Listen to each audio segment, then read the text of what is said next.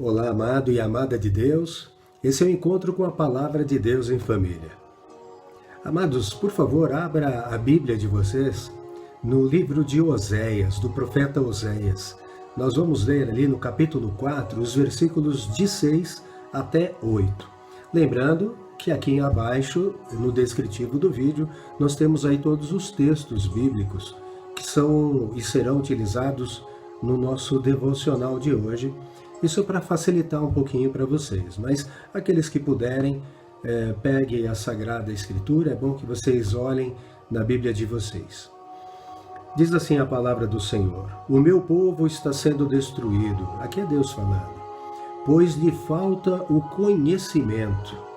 Pelo fato de vocês, sacerdotes, rejeitarem o conhecimento, também eu os rejeitarei, para que não sejam mais sacerdotes diante de mim, visto que se esqueceram da lei do seu Deus, também eu me esquecerei dos seus filhos. Quanto mais estes se multiplicaram, tanto mais contra mim pecaram. Eu mudarei a sua honra em desonra ou em vergonha. Alimentam-se do pecado do meu povo, e o seu maior desejo é que o povo continue a pecar. Amados, por favor, eu quero que vocês notem algumas coisas nestes versículos. O primeiro é o versículo 6, onde Deus diz aos sacerdotes, né? Ele está mandando um recado para os sacerdotes do povo de Israel, né? Naquela época, Deus usava, né, desde a época de Moisés, da linhagem dele, né? O primeiro sumo sacerdote foi Arão, o seu irmão, usava sacerdotes para serem os intermediários entre o povo e Deus. Então, os sacerdotes, eles faziam sacrifícios de animais para pagamento de pecado deles mesmos e do povo. Nós vamos entender lá em Hebreus que depois, com a vinda de Jesus Cristo, sumo sacerdote, não há mais necessidade de sacerdotes. Mas Oséias ainda está naquele período da lei, antes de Jesus, né? E aqui Deus estava dando um alerta. Falando assim, olha, diga lá para os sacerdotes que o meu povo está sendo destruído por falta de conhecimento, porque os sacerdotes estão se alimentando do pecado deste povo, que é meu. Por que está se alimentando? Porque os sacerdotes, eles não estavam zelosos da lei de Deus e permitia que o povo, então, fizesse aquilo que quisesse. Adorassem outros deuses, enfim, não se dedicassem à lei de Deus que havia sido dada, né? Que está lá em Êxodo capítulo 20, né? A gente já viu isso, né? Versículos 3 a 17. Mas os sacerdotes não tinham esse cuidado. Então Deus está dizendo, o meu povo não tem conhecimento sobre mim. E por isso ele está sendo destruído, porque falta entendimento, falta verdade. E vocês, sacerdotes, estão se aproveitando disso para explorar o meu povo. Por quê? Porque vocês se alimentam do pecado do meu povo, e o maior desejo dos sacerdotes era que o povo continuasse a pecar. Por quê? Para continuar a depender do sacerdote, para ser um intermediário, para pagamento dos seus pecados. Os sacerdotes, então, estavam se aproveitando do povo. Até hoje nós vemos isso acontecendo, não é? Em várias religiões, eu não estou me referindo a nenhuma específica. Mas a verdade é que tem muitos sacerdotes e até mesmo pastores, né? Se a gente pensar no povo que segue o Evangelho, né? Não estão zelosos da lei de Deus, estão ensinando errado o povo, aprisionando o povo com eles por ignorância, veja, por falta de conhecimento. E aí então o povo está sendo destruído por conta disso. Mas todo o mal que existe no mundo hoje é uma consequência do pecado, porque as pessoas, elas se acomodaram a confiar ou acreditar num Deus inventado. Pegam a palavra do Senhor, distorcem a palavra de Deus, se apegam a pequenos versículos, criam uma teologia, aí criam regras e tradições humanas para fazer com que aquelas pessoas fiquem presas a essas religiões, a essas pessoas, para se aproveitar delas. Então esse povo que não conhece Deus passa a ter uma necessidade de um ser humano para ser o intermediário entre eles e Deus, sendo que Jesus Cristo, Deus, já veio ao mundo, morreu por nós, rasgou o véu que criava uma divisão entre as pessoas e Deus por conta da santidade de Deus, mas em Cristo Jesus todos os nossos pecados foram perdoados. Então nós estamos justificados, justificamos, graças à obra redentora de Jesus Cristo. E agora temos acesso direto ao Pai. E lá no livro de Hebreus nós vamos ver que Jesus agora é o sumo sacerdote eterno, porque antes nós dependíamos de sacerdotes humanos, mas que eram imperfeitos e morriam, por isso precisavam ser substituídos na medida em que morriam. Mas eles mesmos eram pecadores, por isso sacrificavam pelo povo e por eles mesmos. Mas Cristo Jesus veio, Ele mesmo foi o sacrifício, foi o Cordeiro de Deus, sacrificado, perfeito, e Ele mesmo o sacerdote, o sumo sacerdote, que intercede por nós. Então, Jesus Cristo, conforme nós vemos na palavra do Senhor, é o único mediador entre Deus e os homens. Olha que maravilhoso, amados. Mas o alerta aqui é para isso, para o conhecimento. Em Mateus, no capítulo 22, versículo 29, Jesus respondeu assim: o erro de vocês está no fato de não conhecerem as Escrituras nem o poder de Deus. Amados, de fato, quem não conhece a palavra de Deus, tampouco conhece o seu poder. Por quê? Porque a palavra de Deus, o Evangelho, a palavra Evangelho significa boas novas, boas notícias de Deus para a humanidade. E qual é a boa notícia? É que Ele mesmo, Cristo Jesus, veio ao mundo para morrer pelo meu, pelo teu pecado e pelo pecado de qualquer um que o aceite como o único e suficiente Salvador. E quando eu aceito o Senhor Jesus como Senhor, como o Rei dos Reis, o Senhor dos Senhores, Ele passa a reinar na minha vida.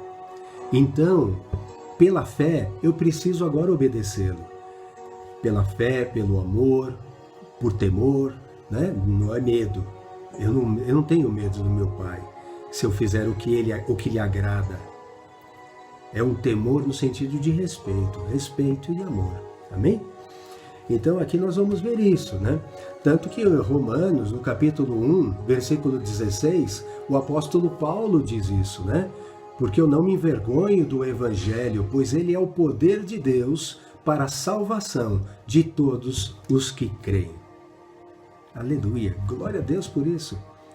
Deus me amou, te amou, desde a fundação do mundo, e por isso, no tempo determinado por Ele, Ele veio ao mundo.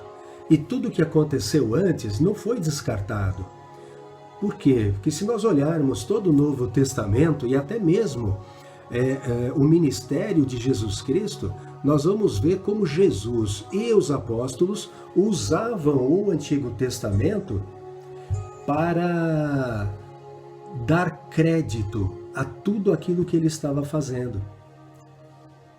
Gente, olha, não se assustem com o que eu estou fazendo, porque tudo isso eu já disse há centenas de anos para os profetas que eu escolhi. Está tudo escrito nas escrituras aí de vocês. Vocês leem todos os sábados Moisés. Moisés é uma referência ao Antigo Testamento, né? A lei, né? A lei e os profetas, né? Então Moisés era a lei, representava a lei.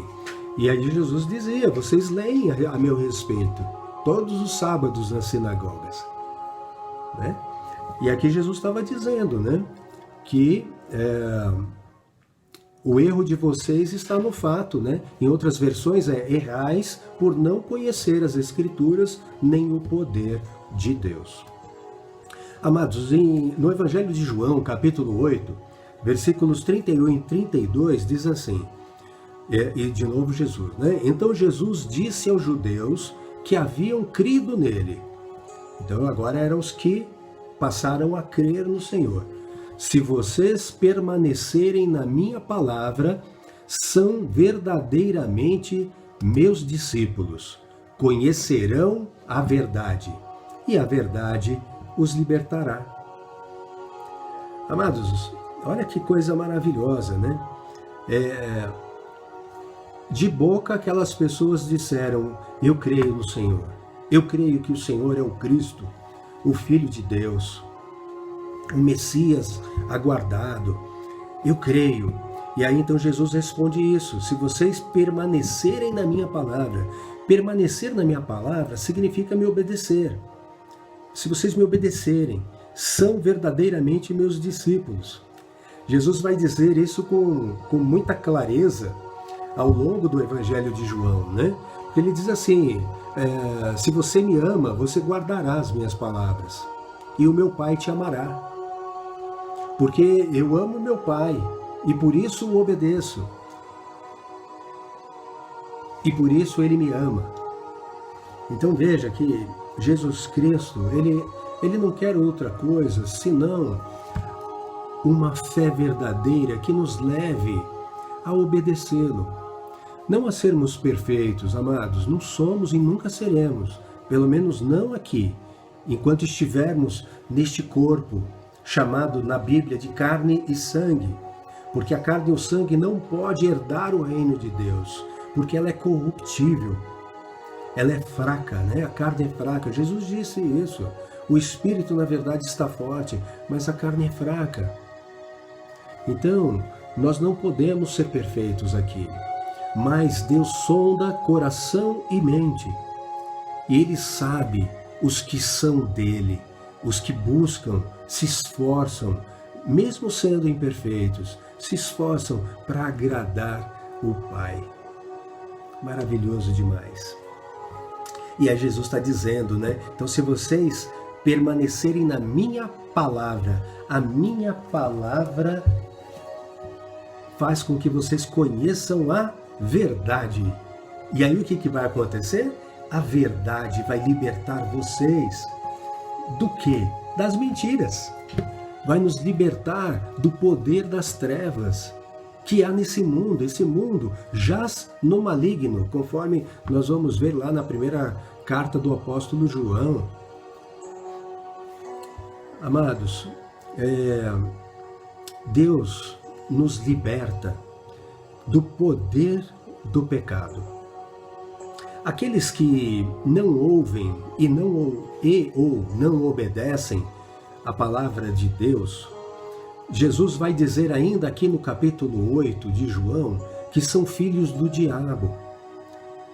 O apóstolo Paulo vai chamar de filhos da ira, como nós também fomos antes de conhecer a verdade e sermos libertados por ela. Só a palavra de Deus te liberta do engano. E entenda, não dá para acusar os sacerdotes, os pastores ou qualquer um que tente enganar vocês, porque vocês só podem ser enganados se vocês não quiserem conhecer a palavra do Senhor. Só é enganado quem não conhece, e ela está disponível para todo mundo. Ninguém tem desculpa. Ah, eu fui enganado. Ah, bom, você foi enganado porque você quis, porque a palavra estava ali, por que você não buscou? Ah, não, porque é muito difícil. Amados, essa desculpa não cola. Não cola, para Deus não cola. Por quê? Porque para mim também era difícil, e é difícil para todo mundo. Mas por que é difícil, né?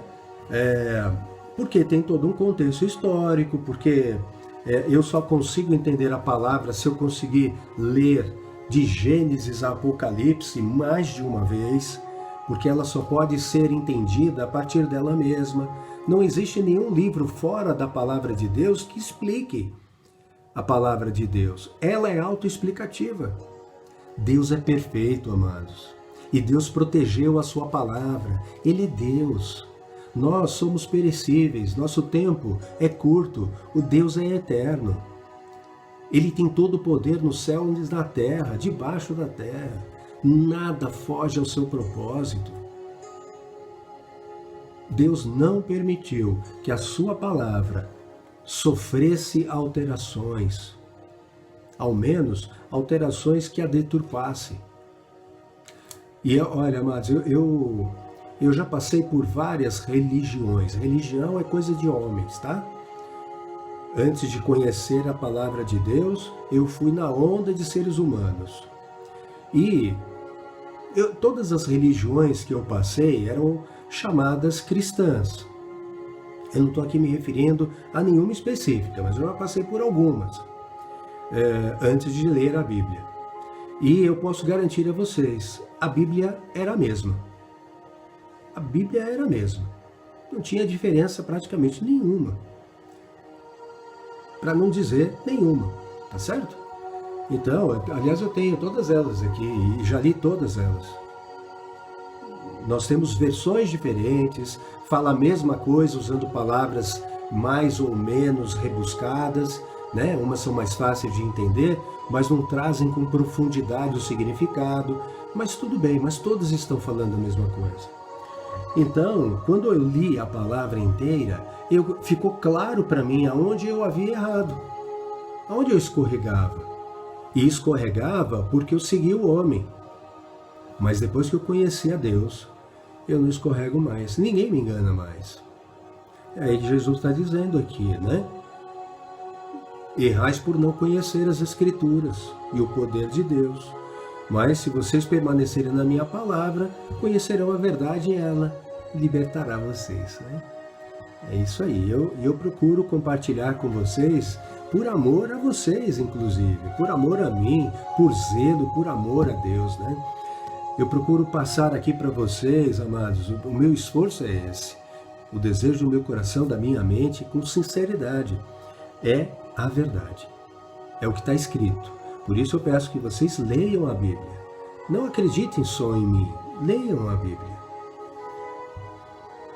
Amados, quando Jesus foi interrogado acerca de qual seria o principal mandamento de Deus, olha a resposta dele, lá em Marcos, no capítulo 12, versículo 30.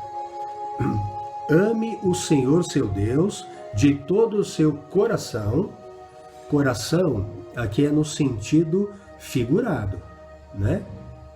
É óbvio que não é o coração não pensa, mas aqui o coração, ele representa todo o teu ser, as tuas emoções, né? Então, vamos entender isso como o lado direito do cérebro, o lado das emoções, né? Então, de todo o teu coração, com amor, né?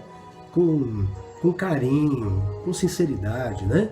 Então, de todo o seu coração, de toda a sua alma, né? Então, vamos lá, vamos entender isso como o seu lado espiritual, né? Porque nós somos, né? Corpo, alma, espírito, né? E o espírito foi dado por Deus, né? Um sopro de vida, né? Esse espírito, Deus um dia vai dar a ele um corpo físico glorificado, um mistério. Não vamos entrar nesse aspecto agora porque é complexo, mas em tempo oportuno nós vamos meditar sobre isso.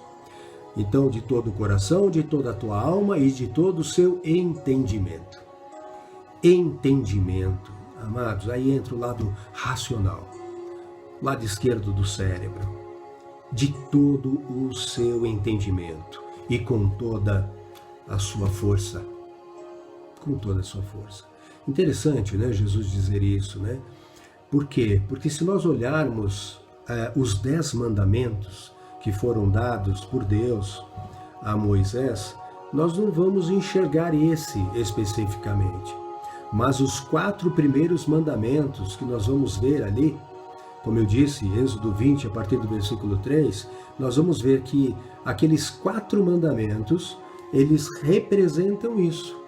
representa amar de todo o coração, de toda a tua alma, de todo o teu entendimento e com toda a tua força.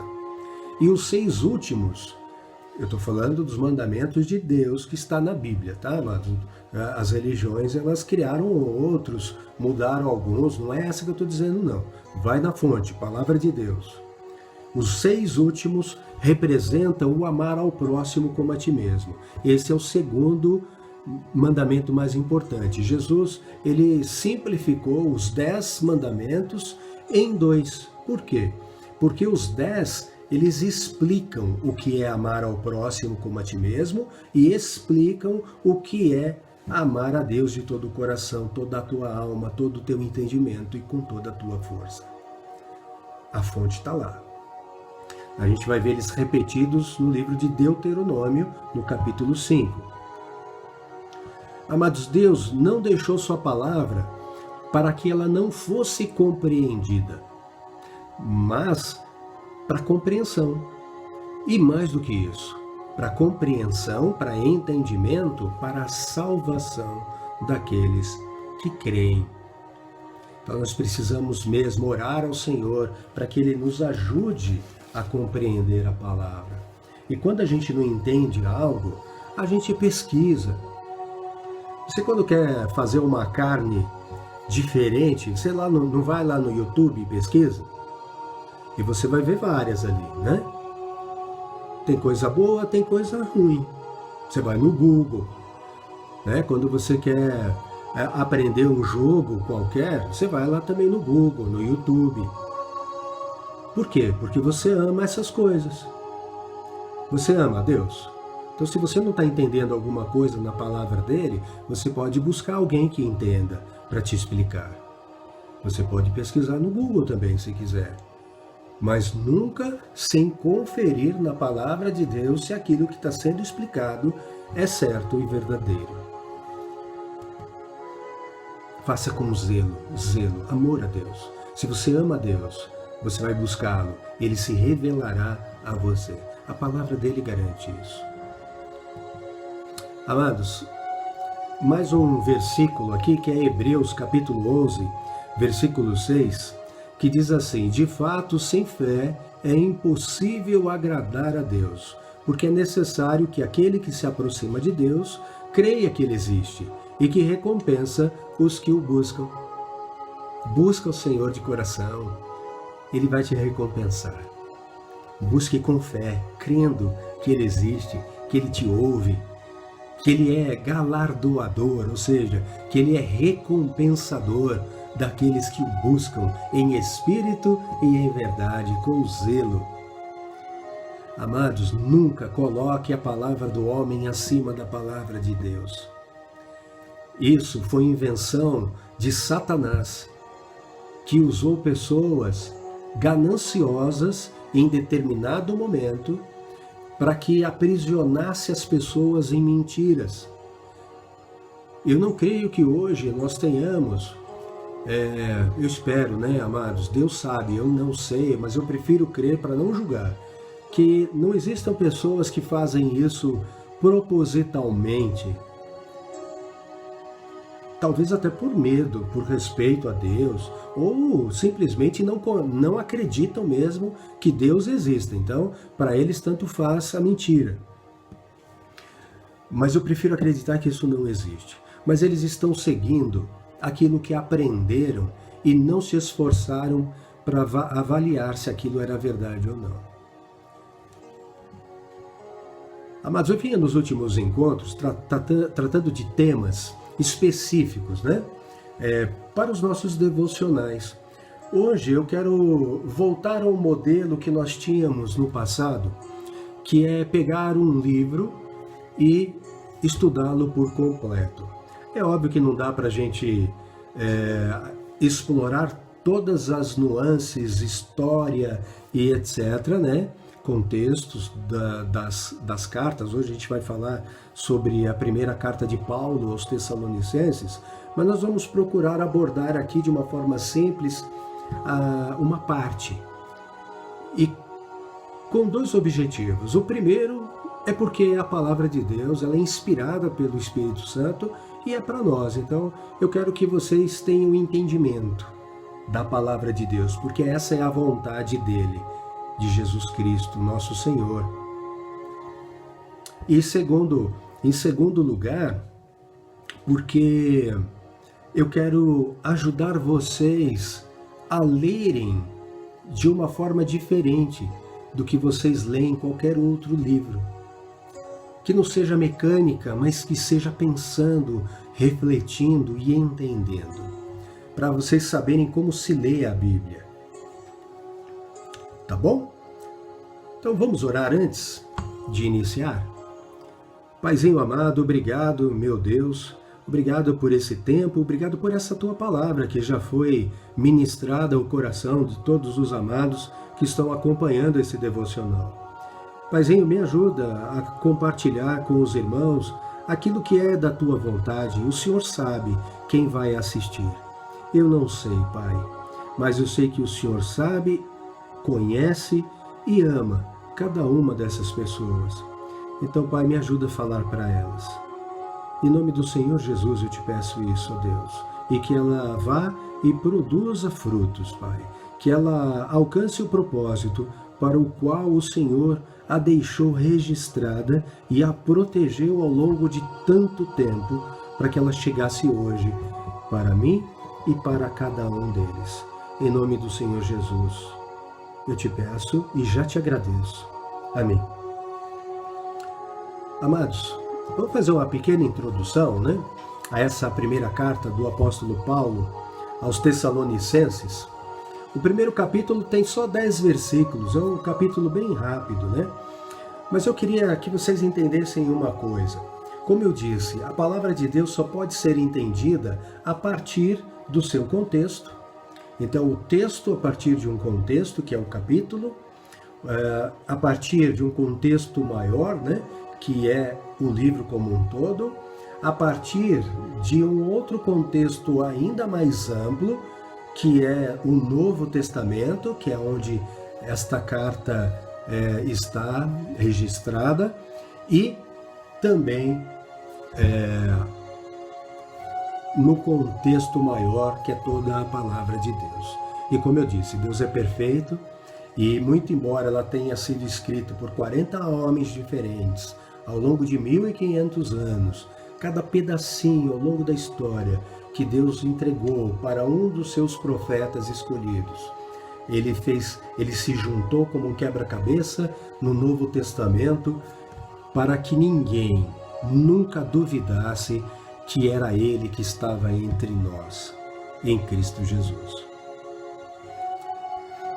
Amados, então, para a gente entender a carta, essa primeira carta, primeiro nós precisamos entender como é que surgiu, né, esse contexto todo, né?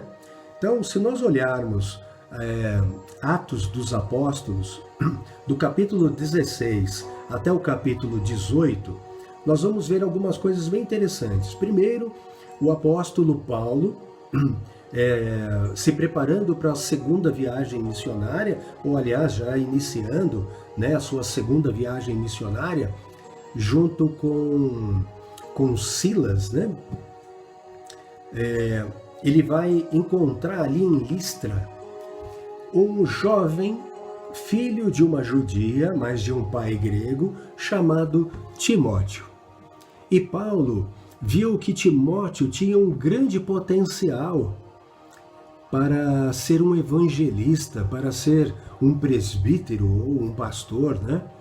Então Paulo resolveu levá-lo nessa viagem, juntamente com Silas, que também é chamado de Silvano. Nós vamos ver em 1 Tessalonicenses, Paulo chamando ele de Silvano.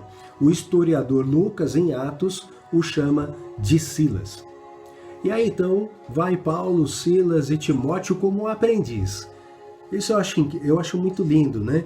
Paulo leva esse jovem, vem comigo, eu quero que você me acompanhe nessa viagem, na pregação, do Evangelho. Eu quero que você veja como eu faço, como eu me comporto.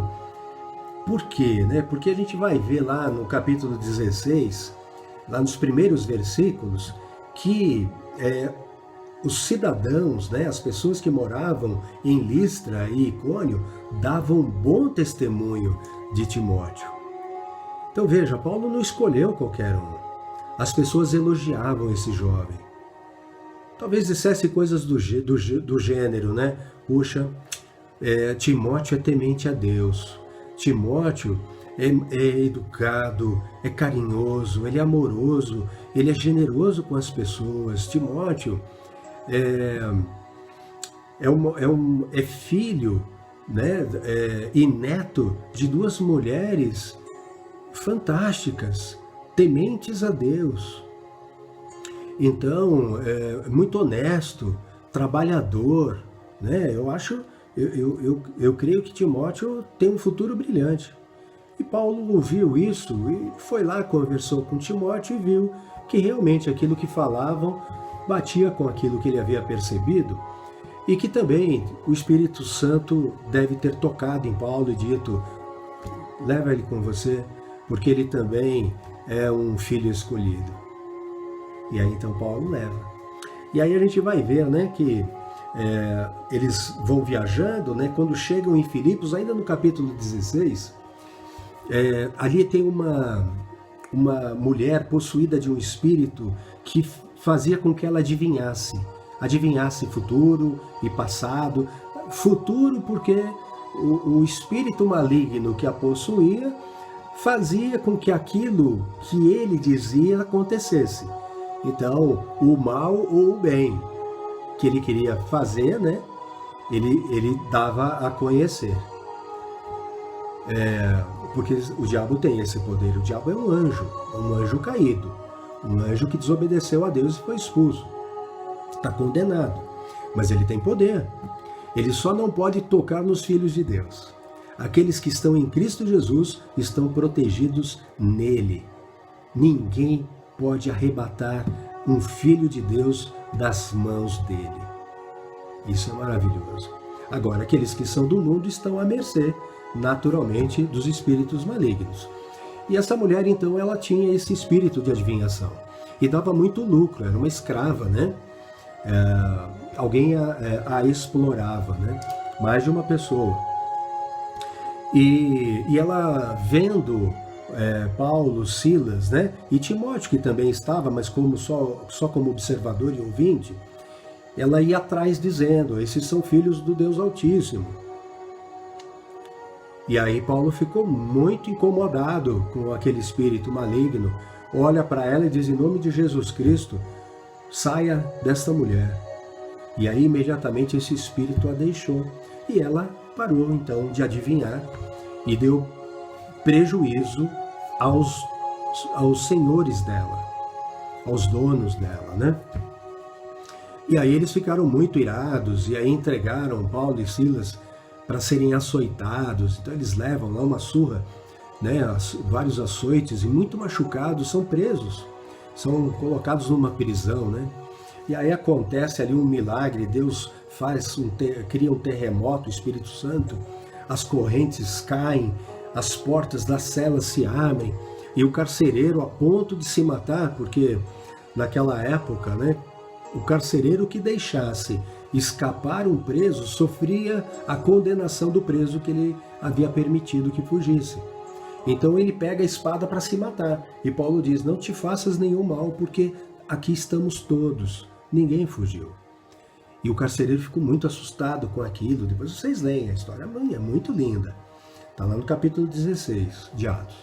E aí então o carcereiro vai e se ajoelha, né, aos pés de Paulo, né, e de Silas. E é interessante que antes do terremoto, Paulo e Silas estavam cantando louvores a Deus. E os presos estavam só ouvindo. Eles tinham sido surrados, açoitados, estavam machucados e presos em correntes. E eles estavam louvando a Deus, porque eles se acharam, assim, eles pensaram: fomos achados dignos de sofrer pelo Senhor. E isso para eles era uma alegria. Até porque Jesus Cristo disse lá no primeiro sermão dele da montanha, né? Sermão do Monte, no capítulo 5 de Mateus, que é bem-aventurado aqueles que são injustiçados por causa de Jesus Cristo, né? Então nós teremos um galardão enorme. Pode falar o que quiser, não há motivo de eu ficar com raiva ou tristeza se alguém me criticar, porque eu levo a palavra de Deus para a salvação das pessoas, porque eu amo as pessoas, né? Então, se alguém quiser falar mal, amém, eu sei que esse insulto e essa mentira vai se reverter em bênçãos para mim. Bem-aventurado eu sou se isso acontecer. Então, o que é bem-aventurado? É muito feliz. Amados, então eles saem, né, de Filipos, aí eles passam em Tessalônica, pregam em Tessalônica, né? Então aí já começa a entrar no nosso contexto aqui da carta. Eles pregam lá em Tessalônica, alguns judeus não aceitam a palavra, mas outros se convertem a Jesus Cristo e então passam a ser salvos também. Só que os judeus que ficaram com inveja e não se converteram, chamaram alguns homens maus, né, da malandragem, a palavra diz, né, para prejudicá-los. Então começa ali uma perseguição e enviam Paulo, né, para Bereia. Então Paulo vai ali para Bereia. Em Bereia, até a gente vai ver no capítulo 17, né, que Paulo pregando ali, aquelas pessoas eram mais nobres do que as de Tessalônica, porque receberam a palavra com toda avidez e porque examinavam as Escrituras todos os dias para ver se aquilo que Paulo estava dizendo era verdade. Amados, olha, a gente precisa aprender. Ame ao Senhor com entendimento. Então isso acontece. Aí depois Paulo vai para Atenas. E ele vai sozinho. Ele deixa Silas e Timóteo lá em Bereia, né? E aí então ele vai para Atenas. Em Atenas ele pede para chamá-los. Olha, peça para que Silas e Timóteo venham se encontrar comigo. E aí a gente vai ver ali Paulo pregando para os atenienses, né? Que também é capítulo muito lindo. A palavra de Deus é toda muito linda, né? Eu sou muito suspeito para falar qual que é mais lindo do que o outro, né? Qual é o trecho mais bonito. Mas enfim, então eles vão e se encontram lá com o Paulo. Só que, passado um tempo, Paulo pediu para que Silas voltasse para Filipos, de onde eles já haviam, por onde eles já haviam passado. Olha, vai lá, vê como é que eles estão, né? Ajude eles no entendimento, a corrigir eventual falha ou eventual erro de entendimento das Escrituras. E manda Timóteo de volta também para Tessalônica. Timóteo, volta para Tessalônica, porque tem muitos ali que creram no Senhor. Veja como é que eles estão e se eles estão vivendo conforme o evangelho que nós pregamos. Então Paulo agora já começa a dar um encargo, uma responsabilidade para Timóteo. Assim como Jesus preparou os seus discípulos, seus apóstolos, os apóstolos também prepararam substitutos e novos presbíteros e pastores para que o evangelho se expandisse. E aí ele vai. E Paulo vai sozinho então para Corinto. Lá em Corinto, lá em Corinto, quando Silas e Timóteo voltam, dão a Paulo o relatório.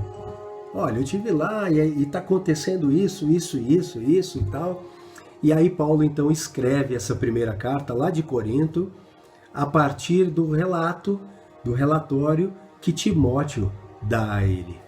Então agora sim a gente vai para a carta, tá bom? São só 10 versículos, a gente já está um pouquinho avançado, amados, mas vale muito a pena. A palavra de Deus, né? O que é uma horinha, né? E vai ser menos do que isso, mas o que é uma hora em uma semana, não é, amados? Para a gente dedicar a palavra de Deus. Então vamos lá, 1 Tessalonicenses, capítulo 1, diz assim, eu vou fazer uma leitura rápida e depois a gente só pontua algumas coisas importantes. Paulo, Silvano, que é Silas, Paulo, Silvano e Timóteo, a igreja dos Tessalonicenses, em Deus Pai e no Senhor Jesus Cristo. Que a graça e a paz estejam com vocês. Sempre damos graças a Deus por todos vocês, fazendo menção de vocês em nossas orações e sem cessar, lembrando-nos diante do nosso Deus e Pai da operosidade da fé que vocês têm, da dedicação do amor de vocês e da firmeza na esperança que têm em nosso Senhor Jesus Cristo. Sabemos, irmãos amados por Deus, que Ele os escolheu, porque o nosso Evangelho não chegou a vocês somente em palavra, mas também em poder, no Espírito Santo e em plena convicção. E vocês sabem muito bem qual foi o nosso modo de agir entre vocês, para o próprio bem de vocês. E vocês se tornaram nossos imitadores e do Senhor, recebendo a palavra com a alegria e que vem do Espírito Santo, apesar dos muitos sofrimentos. Assim vocês se tornaram modelo para todos os que creem na Macedônia e na Acaia, porque a partir de vocês a palavra do Senhor repercutiu não só na Macedônia e na Acaia, mas a fé que vocês têm em Deus repercutiu em todos os lugares, a ponto de não termos necessidade de dizer mais nada a respeito disso. Porque, no que se refere a nós, as pessoas desses lugares falam sobre como foi a nossa chegada no meio de vocês e como, deixando os ídolos, vocês se converteram a Deus para servir o Deus vivo e verdadeiro e para aguardar dos céus o seu Filho, a quem ele ressuscitou dentre os mortos, a saber, Jesus, que nos livra da ira vindoura. Amados, entendendo então todo aquele contexto, né? E por que então agora Paulo está mandando essa carta de volta, né? Para eles, vamos ver versículo a versículo bem rapidinho. Então, o versículo 1 aqui é um cumprimento apenas, né? De Paulo, Silvano e Timóteo, porque os três estavam juntos lá em Tessalônica agora, né? No momento em que Paulo escreve essa carta. Então, muito embora Paulo seja o autor, né? Mas ele, na humildade dele, e sabendo que Silas e Timóteo estiveram com ele também lá em Tessalônica, e depois Timóteo sozinho, então ele prefere incluir o nome desses três irmãos muito queridos dele. Né? Então ele diz, olha, Paulo, Silvano e Timóteo, a igreja dos Tessalonicenses em Deus Pai e no Senhor Jesus Cristo.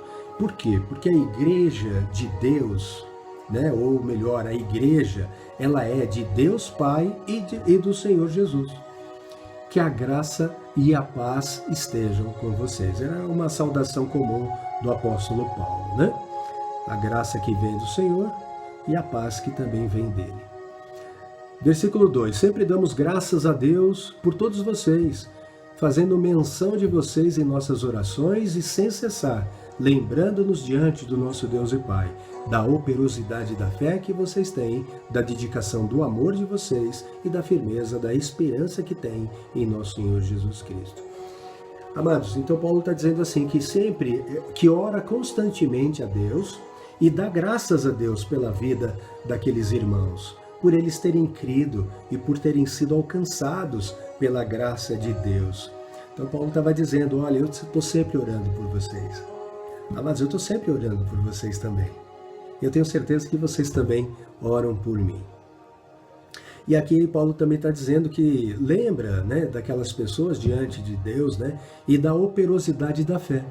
Por que da operosidade da fé? Porque era uma fé que produziu ação, produziu atitude, produziu mudança. E aí ele vai citar algumas aqui, né?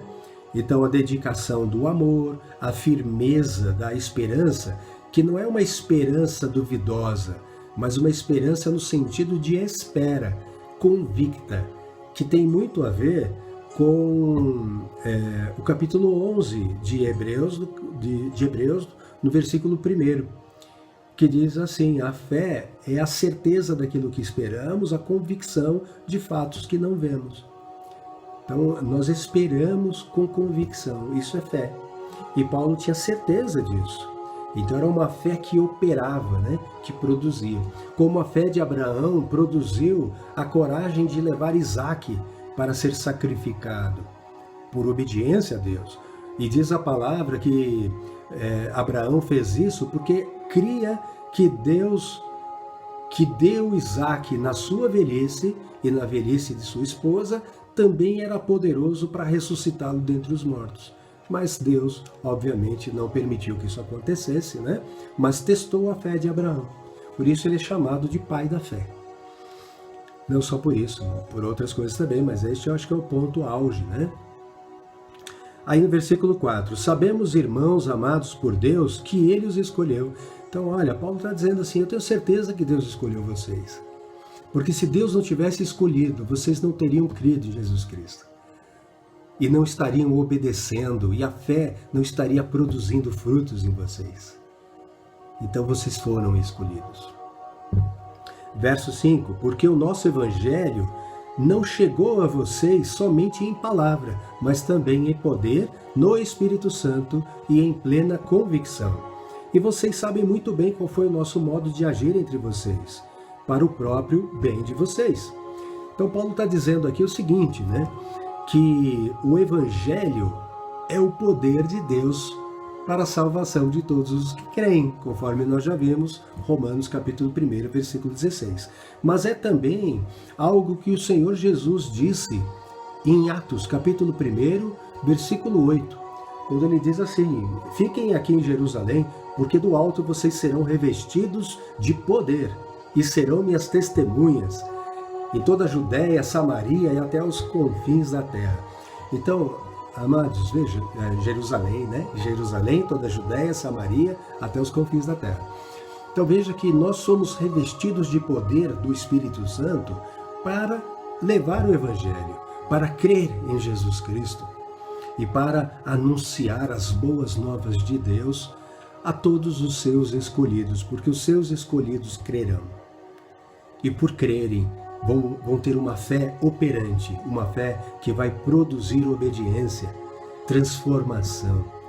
E Paulo aqui vai dizer também até da forma dele agir, né? Então, também dando um bom testemunho. Nós vamos ver ao longo da carta que Paulo trabalhava dia e noite para sustento próprio, para que ninguém o acusasse de se aproveitar daquelas pessoas, porque ele não queria comprometer a palavra de Deus que ele estava pregando. Para que as pessoas não se preocupassem com o mensageiro, mas com a mensagem. Porque a mensagem tem poder, o mensageiro terreno não. A mensagem é o próprio Deus, porque Jesus Cristo é o Verbo, é a palavra de Deus. Amados, verso 6, e vocês se tornaram nossos imitadores e do Senhor, recebendo a palavra com alegria, que vem do Espírito Santo, apesar dos muitos sofrimentos. Então é isso, não importa as circunstâncias que a gente viva, né? Nós procuramos servir e imitar a Cristo e aos apóstolos, e isso só é possível se nós lermos as Escrituras, senão não tem como, né? Mas nós fazemos isso com alegria, e essa alegria não vem de nós, é uma alegria que vem do Espírito Santo, que está em nós, porque Jesus a enviou para nós. Verso 7, assim vocês se tornaram modelo para todos os crentes da Macedônia e na Acaia. Então, os Tessalonicenses, Paulo está dizendo para eles como um elogio e um incentivo, né? Olha, vocês se tornaram modelo para todos aqueles que creram no Senhor, né? Tanto na Macedônia como também na Acaia. Vocês são modelos. Amados, não seria maravilhoso se um anjo de Deus viesse e dissesse para você, olha, você é um modelo de Deus, você é irrepreensível diante dele, você prega a palavra e as pessoas olham para você e vendo o teu testemunho de vida, a tua forma de agir e falar, e por isso elas se interessam pelo Evangelho da salvação de Cristo. Seria maravilhoso isso? Se esforcem para isso, amados. Continuando.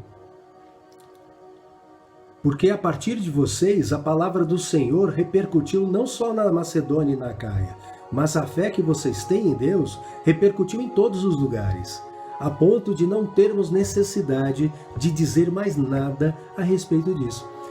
Gente, olha, a fofoca ela é ruim quando é negativa, né?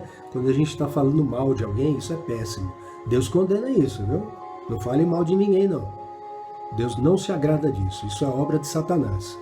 Mas Deus ama essa disposição de nós falarmos bem das pessoas, né? Então, espalharmos as boas notícias, né? Então, falem bem, óbvio, falem a verdade, não vão inventar também, né? Se não tiver nada de bom para dizer, não digam nada. Mas se tiverem, façam isso, contem. Isso agrada ao Senhor, principalmente se for a verdade de Deus, né? A vontade de Deus. Não vão falar coisas que vão contra a palavra de Deus, porque aí vocês estão sendo inimigos dele e não amigos. Verso 9.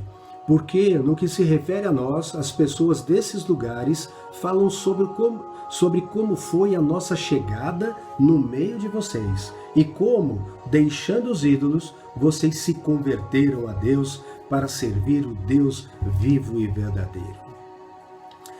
Amados, então é isso que estavam contando, que estavam espalhando. Gente, olha, os apóstolos de Jesus Cristo pregaram em Tessalônica e eles abandonaram os ídolos e se converteram a Deus. Se converteram a Jesus Cristo, né? Passaram a servir o Deus vivo e verdadeiro. Amados, ídolos, nós vamos ver nas Sagradas Escrituras que tem vários sentidos. Por exemplo, se eu for uma pessoa mesquinha e idolatrar o dinheiro, né? E por isso eu me torno mesquinho, né? Não ajudo ninguém, não é só para o meu bem-estar, então o dinheiro passou a ser o meu ídolo. Jesus diz, não dá para servir dois senhores, ou serve a Deus ou serve o dinheiro. O dinheiro Deus dá, ele só não pode ser o teu ídolo. Você deve ser servo de Deus, até porque o dinheiro é Ele que vai te dar. Todos os bens, riquezas, saúde, é Deus que vai te dar. E você não vai levar nada, amado. Isso é temporário e passageiro. É glória desse mundo. E isso acaba. Mas a palavra de Deus é eterna. Então a gente precisa ter esse entendimento. É óbvio que a gente precisa de dinheiro para sobreviver, né? Precisa fazer uma poupança por segurança. Deus ensina isso também nas Sagradas Escrituras. A questão é que Deus sonda o coração, então Ele sabe qual é o motivo. Se você fizer a coisa certa pelo motivo errado, o motivo prevalece sobre aquilo que você fez. A intenção é que conta para Deus. Ele sonda coração e mente. Mas o ídolo também é qualquer coisa que a gente confie e adorar, entenda, é se ajoelhar diante, é pedir proteção, é pedir por um milagre qualquer, né? É fazer voto, qualquer coisa que a gente faça para algo que não seja Deus, isso se torna um ídolo na tua vida. Nós precisamos crer apenas no único Deus vivo e verdadeiro, e em Jesus Cristo, seu Filho. É isso que Ele nos diz na sua palavra. Você pode até ter aprendido errado, mas aprendeu de homem, não aprendeu de Deus. Então você precisa saber quem você ama. A palavra de Deus é: maldito o homem que confia no homem. Bendito é aquele que confia no Senhor. Então, amados, não há dúvida. Tem gente que não quer ler a Bíblia por medo da verdade, mas está se enganando. E isso não vai ser desculpa para a salvação. Busque a Deus, amados. Tá, então ídolo é isso, é tudo aquilo que a gente coloca na frente de Deus, né? Deus é o autor e o consumador da vida, é o início e o fim, né? Entenda, Deus Pai, Filho e Espírito Santo, 3 pessoas em um único Deus, Deus triuno, né? Cada um tem um papel. Jesus veio ao mundo, se relacionou conosco, nos chamou para a reconciliação com o Pai, morreu em nosso lugar e pagou pelos nossos pecados. Através da fé nele, nós temos reconciliação com Deus. somos justificados, ou seja, justificamos, graças à obra de Jesus Cristo, e agora temos paz com Deus. Agora podemos entrar na sua presença e no seu reino, no grande dia da ressurreição e do arrebatamento da igreja, que nós vamos chegar, está no capítulo 4 dessa carta que nós começamos a estudar hoje. Muito bacana essa carta, muito reveladora. Então, amados, é isso. Nós precisamos confiar em Deus. E ele finaliza aqui o primeiro capítulo, né, verso 10, e para aguardar dos céus o seu Filho, a quem ele ressuscitou dentre os mortos, a saber, Jesus, que nos livra da ira vindoura. Amados, existe uma ira vindoura, existe uma destruição que vai acontecer para todos aqueles que rejeitaram a obra redentora de Deus. Deus é rejeitado, infelizmente. Infelizmente, muitas pessoas não querem ouvir sua palavra, não querem ler sua palavra, não querem se converter dos seus ídolos a Ele. Amados, são escolhas. São escolhas. Mas eu quero dizer que Ele te ama e não quer que ninguém se perca, mas que todos sejam salvos. Cheguem ao pleno conhecimento da verdade e sejam salvos. Está escrito na palavra de Deus. Amém? Eu também amo vocês. E também levo a vocês semanalmente, né, a palavra de Deus para que vocês sejam transformados por ela. Tenham a mente de vocês transformadas, né, a partir de uma renovação que acontece pela palavra de Deus, porque ela é poder dele para a salvação de todos os que creem. Vamos orar? Paizinho amado, obrigado, Senhor, por esse tempo de alegria, de prazer de estar, ó Pai, reunido na Tua presença e compartilhar a Tua palavra. Pai, coloca no coração de cada um desses amados o desejo de Te conhecer mais e mais, de Te buscar, de Te obedecer, de andar na Tua presença. Porque nós sabemos, Pai, que na Tua presença as aflições virão, mas o Senhor nos livrará de cada uma delas, porque a Tua palavra garante isso para nós. E é isso que nos enche de alegria e confiança, Pai. Isso é que impede que nós entremos em depressão, tenhamos medos e preocupações exageradas. Temos as normais da vida e mínimas, porque acima de qualquer medo e preocupação existe uma fé inabalável no Senhor. Em nome de Jesus, Pai, eu Te agradeço por tudo. Amém. Amados, uma semana de bênção na presença de Deus. Se quiserem trocar ideias, escrevam aqui nos comentários ou me mandem o WhatsApp, como quiserem. Vai ser um prazer responder a cada um de vocês. Deus os abençoe grandemente em nome de Jesus.